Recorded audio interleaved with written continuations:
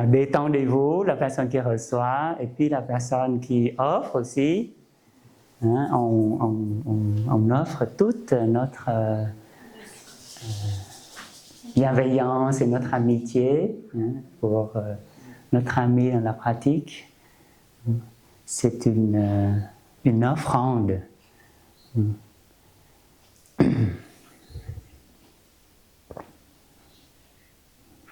on se détend. Tous les deux peuvent se détendre. La détente du masseur, la personne qui masse, aide à la détente de la personne qui reçoit. Vous voyez? J'inspire, je sais que c'est une sensation agréable qui n'est pas localisée seulement à ma nuque et à mes épaules, mais qui va se diffuser tout au long de mon corps.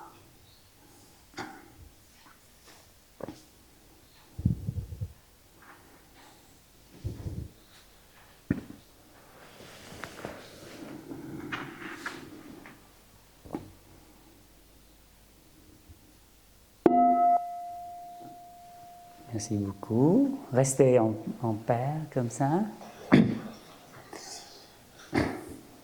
Maintenant,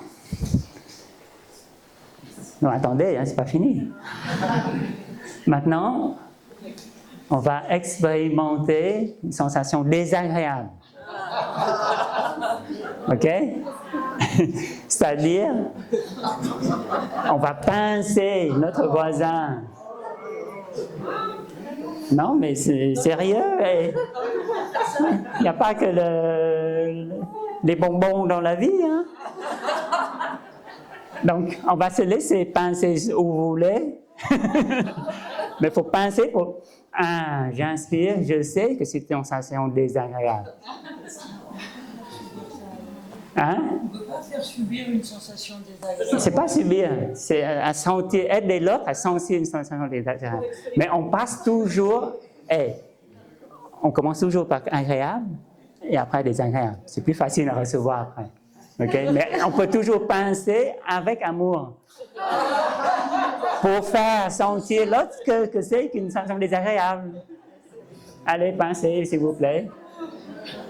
Jusqu'à ce que... Mais l'autre doit sentir. Non, mais... vraiment, c'est désagréable pour que l'autre personne sente que c'est quelque chose de désagréable. Hein? C'est pas...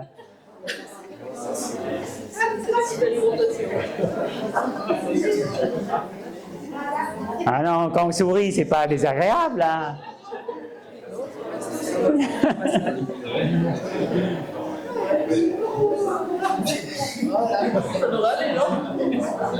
Allez, inverser. Bon, vraiment, c'est désagréable.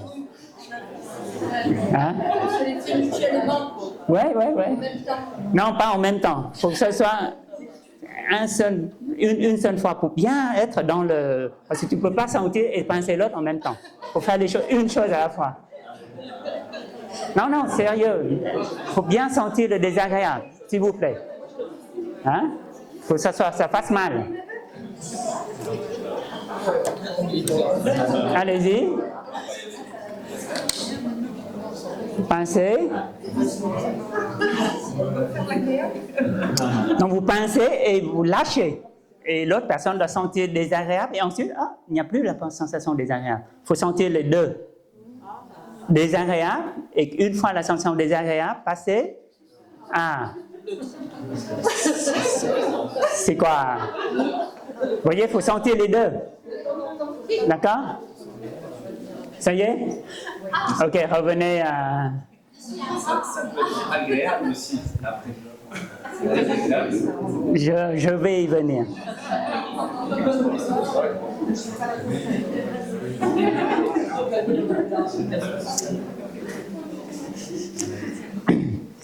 Voilà, on va écouter un son de cloche. Il faut bien intégrer ces sensations agréables, désagréables, et quand la sensation désagréable s'arrête. La gratitude.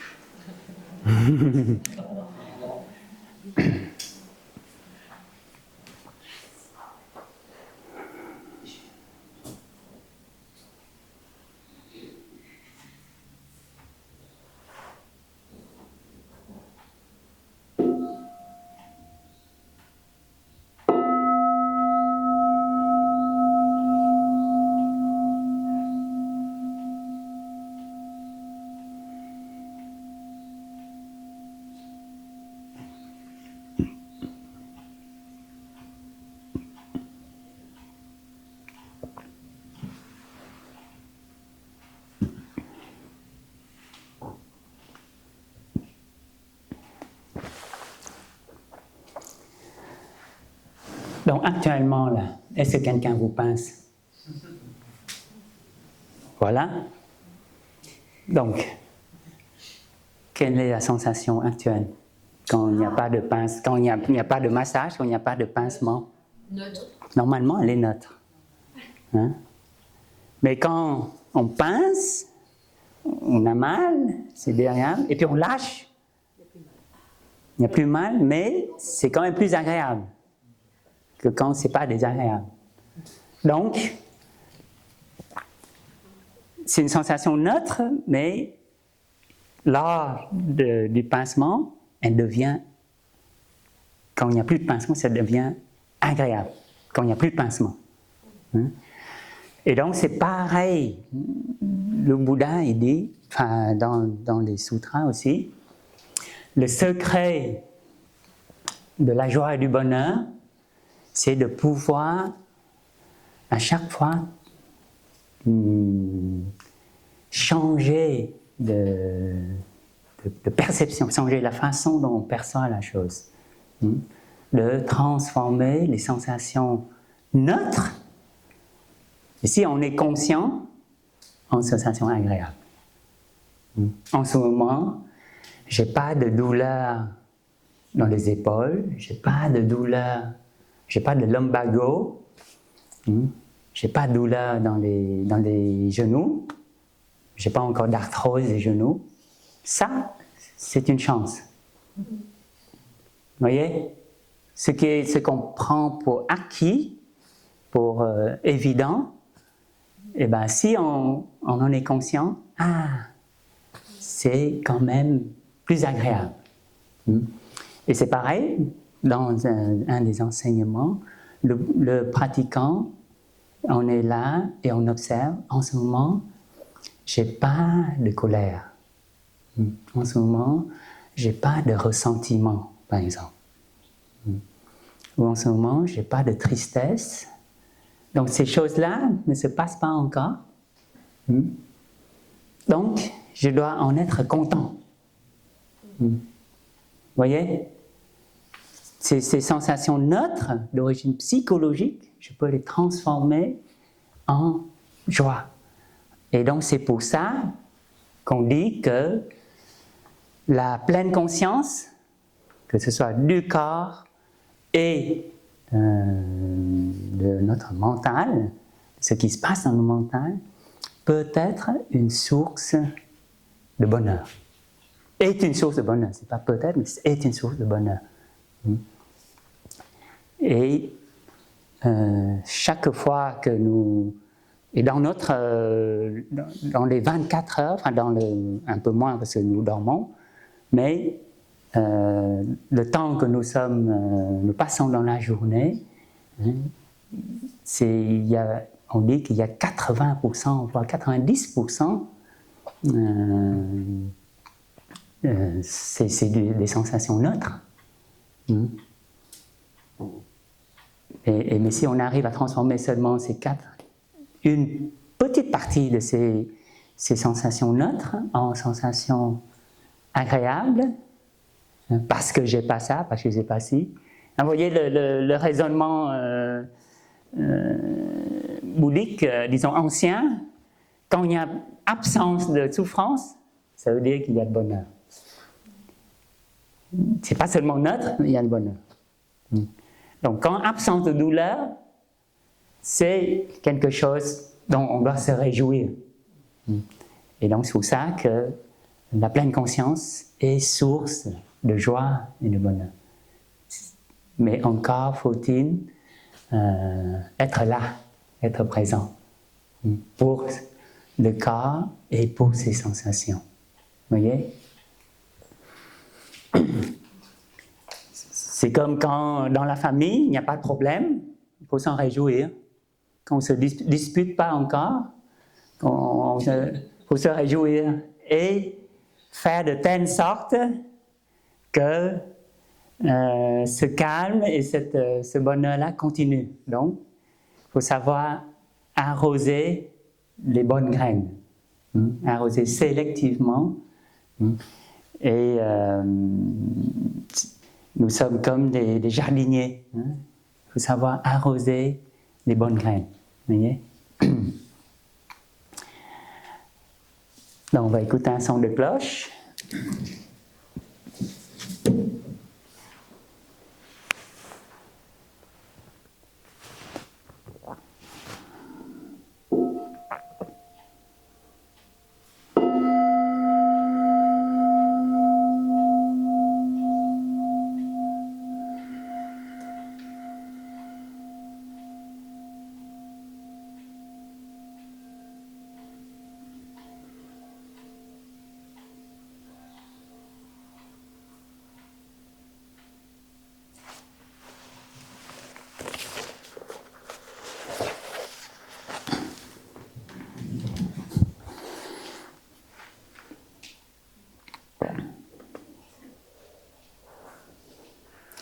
Et là, vous voyez, pour continuer les gathas, tout au long de la journée, les gathas nous aident.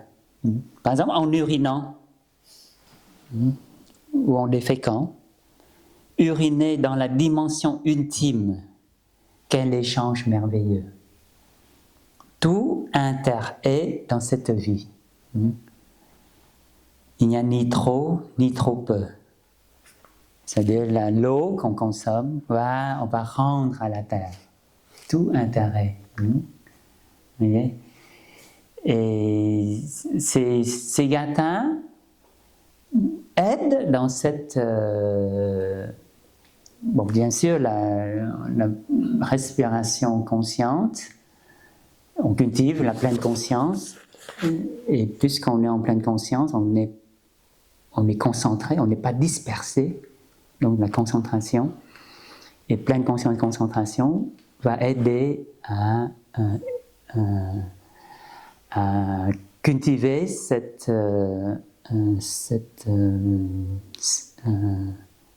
vision profonde, c'est-à-dire cet éveil à la nature de l'inter-être des choses, l'interdépendance des choses. Et c'est ça qui va pouvoir nous aider à surmonter nos afflictions, comme par exemple les fleurs de lotus. Nous en avons un bouton déjà. On espère bien avec le retour du beau temps et du soleil, il va pouvoir éclore. Et ça, c'est un bon objet de méditation. Sans bout, pas de lotus. Et sans souffrance, pas de bonheur. Ou il n'y a pas de bonheur sans souffrance. Un monde où il n'y a pas de souffrance, si on ne connaît pas la souffrance, ça va être difficile de connaître le bonheur. Et notre maître souvent dit, si on ne connaît pas la faim, c'est difficile de connaître le bonheur d'avoir assez à manger. Vous voyez? Et en déféquant, par exemple, pur ou impur, croissant ou décroissant, ces concepts n'existent que dans notre esprit. La réalité de l'inter-être est inégalée.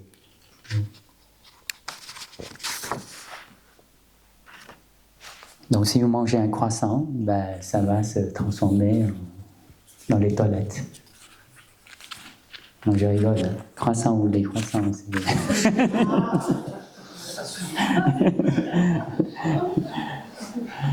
C'est tout ce qui est comment on dit, ces paires d'opposés.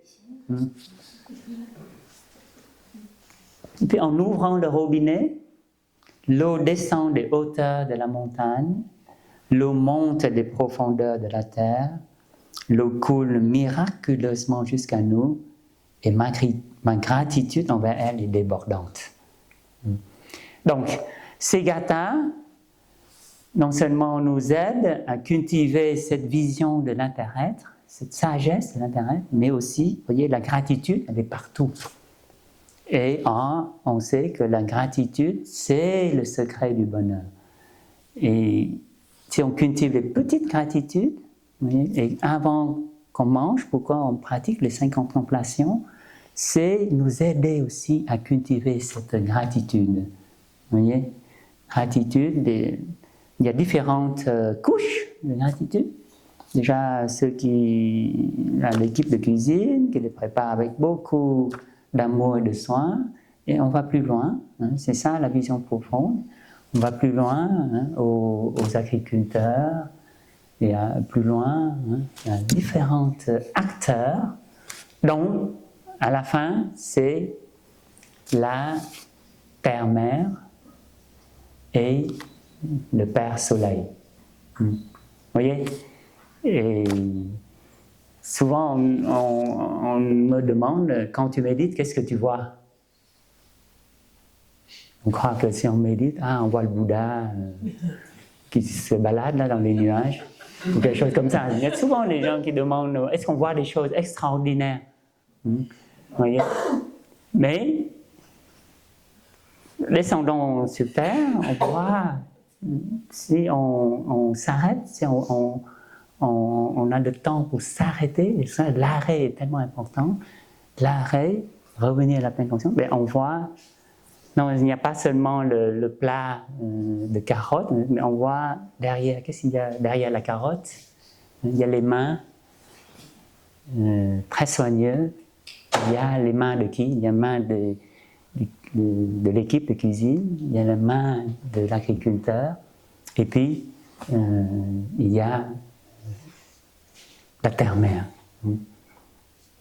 Et donc c'est ça. Quand on a la vision de l'interêtre, il y a la connexion. Tout est une affaire de connexion en fait, finalement. Quand on revient à notre respiration,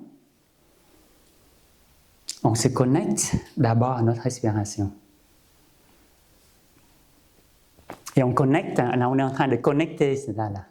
Vous voyez? On est en train de connecter la conscience au corps. On va bien atteindre le nirvana. Hein? Va-t-on atteindre le nirvana?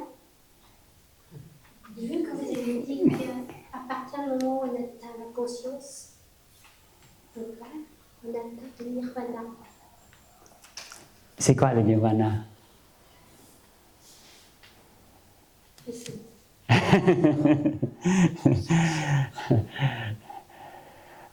Il y a plusieurs définitions, hein?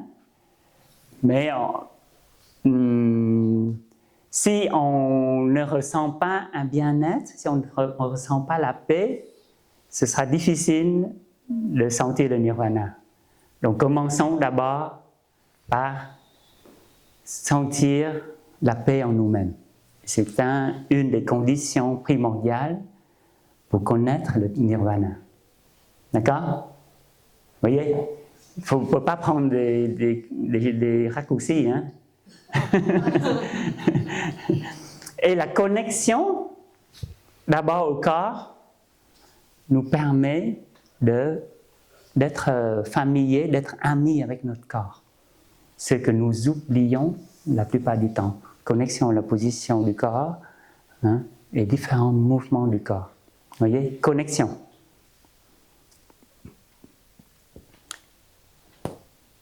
La connexion, je dirais, c'est pas 4G, 5G, mais la nirvana connexion. N. Et après, on va se connecter aux sensations. Puisque j'inspire, je sais que c'est une sensation désagréable. Et donc, on connecte aux sensations. Vous voyez, tout est une affaire de connexion. Hein? Demain, Frère Baotang, nous parlerons des formations mentales et des émotions, et ce sera la connexion à nos émotions. Et pour se connecter, il faut être là. Hein? C'est normal. Sinon, on ne peut pas.